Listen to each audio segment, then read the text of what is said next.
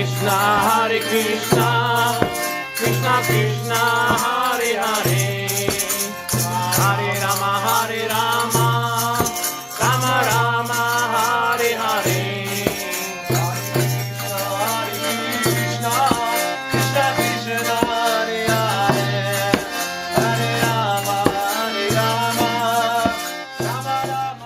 Apichit Sudaracharo Apichit Sudaracharo Bhajate ma mananyabhak Bhajate ma manyabhak Sadureva samantavya Sadoreva samantavya Samyak vyavashito isa Savyaiva vasiti oyam.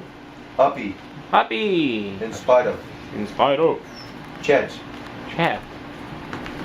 although Although it's chapter 9, text number 30. Chapter 9, text number 30. Reading from the Bhagavad Gita as it is.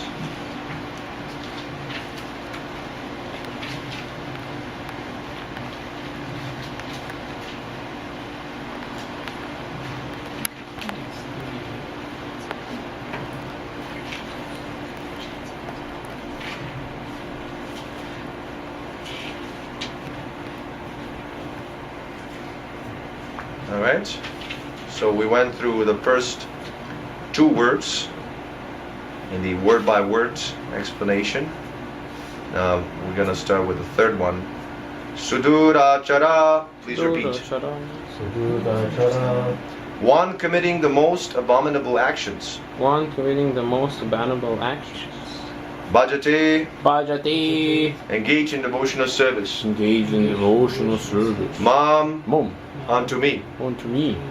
Ananyabhak, Ananyabhak, without deviation. without deviation. Sadhu, Saru, saint. saint. Eva, Eva, certainly. certainly. Sa, Sa, he. he. Mantavya, Mantavya, to be considered. to be considered. Samyak, Samyak, completely. completely Vyavashita, situated. situated. He, He. certainly. Sa, Sa, he. he. Translation. Even if one commits the most abominable actions, if he is engaged in devotional service, he is to be considered saintly because he is properly situated. Purport by His Divine Grace, A.C. Bhaktivedanta Swami Prabhupada Ki Jai. The word Suduracharo used in this verse is very significant, and we should understand it properly. When a living entity is conditioned, he has two kinds of activities. One is conditional and the other is constitutional. As for protecting the body or abiding by the rules of society and state, certainly there are different activities, even for the devotees, in connection with the conditional life. And such activities are called conditional. Besides these, the living entity who is fully conscious of his spiritual nature and is engaged in Krishna consciousness or the devotional service of the Lord, has activities which are called transcendental. Such activities are performed in his constitutional position, and they are technically called devotional service. Now, in the conditioned state, sometimes devotional service and the conditional service in relation to the body will parallel one another. But then again, sometimes these activities become opposed to one another. As far as possible, a devotee is very cautious so that he does not do anything that could disrupt his wholesome condition. He knows that perfection in his activities depends on his progressive realization of Krishna consciousness. Sometimes, however, it may be seen that a person in Krishna consciousness commits some act which may be taken as most abominable socially or politically. But such a temporary fall down does not disqualify him. In the Srimad Bhagavatam it is stated that if a person falls down but is wholeheartedly engaged in the transcendental service of the Supreme Lord, the Lord, being situated within his heart, beautifies him and excuses him from that abomination. The material contamination is so strong that even a yogi fully engaged in the service of the Lord sometimes becomes ensnared. But Krishna consciousness is so strong that such an occasional fall down is at once rectified. Therefore, the process of devotional service is always a success. No one should deride a devotee for some accident to fall down from the ideal path. For as is explained in the next verse, such occasional fall downs will be stopped in due course, as soon as a devotee is completely situated in Krishna consciousness. Therefore, a person who is situated in Krishna consciousness is engaged with determination in a process of chanting Hare Krishna, Krishna Krishna, Hare Hare, Hare Rama, Rama Rama, Hare Hare. should be considered to be in the transcendental position, even if by chance or accident is found to have fallen. The words Sadhureva, he is saintly, are very emphatic. They are a warning to the non-devotees that because of an accident to fall down, a devotee should not be derided. He should still be considered saintly, even if he has fallen down accidentally. And the word Mantavya is still more emphatic. If one does not follow this rule and derides a devotee for his accident to fall down, then he is disobeying the order of the Supreme Lord. The only qualification of a devotee is to be unflinchingly and exclusively engaged in devotional service. The mark of a spot which may be seen on the moon does not become an impediment to the moonlight. Similarly, the accident to fall down of a devotee from the path of a saintly character does not make him abominable. On the other hand, one should not misunderstand that a devotee interested in devotional service can act in all kinds of abominable ways. This verse only refers to an accident due to the strong power of material connections. Devotional service is more or less a declaration of war against the illusory energy. As long as one is not strong enough to fight the illusory energy, there may be accidental fall downs. But when one is strong enough, he is no longer subjected to such fall downs, as previously explained. No one should take advantage of this verse and commit nonsense and think that he is still a devotee. If he does not improve in his character by devotional service, then it is to be understood that he is not a high devotee. Om Gyan Tirinandasya Jnanajana Shalakya Chakshun Amritam Yena Tasmai Shri Guruve Namaha. I offer my humble obeisances to my spiritual master, who has opened my darkened eyes with the torchlight of transcendental knowledge. So, this is Haribol.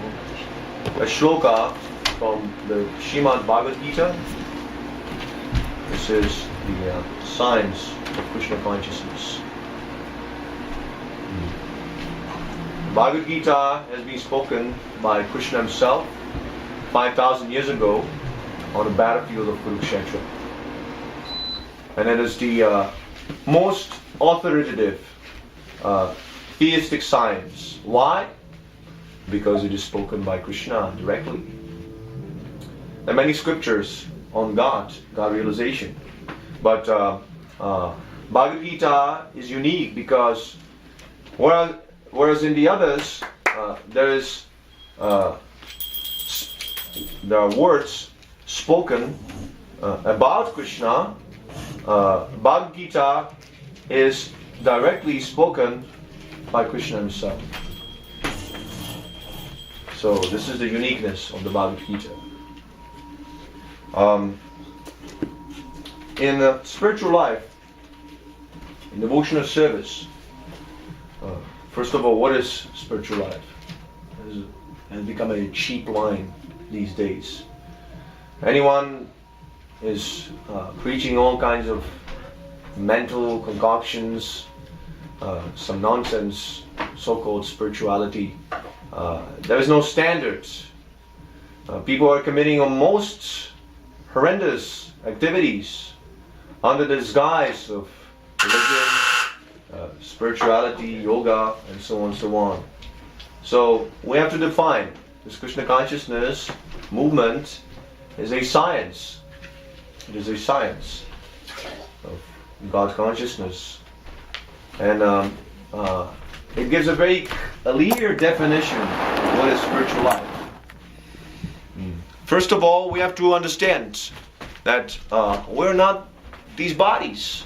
We have nothing to do with the body. Body is simply a vehicle. I am not the body. I am spirit soul. I am eternal.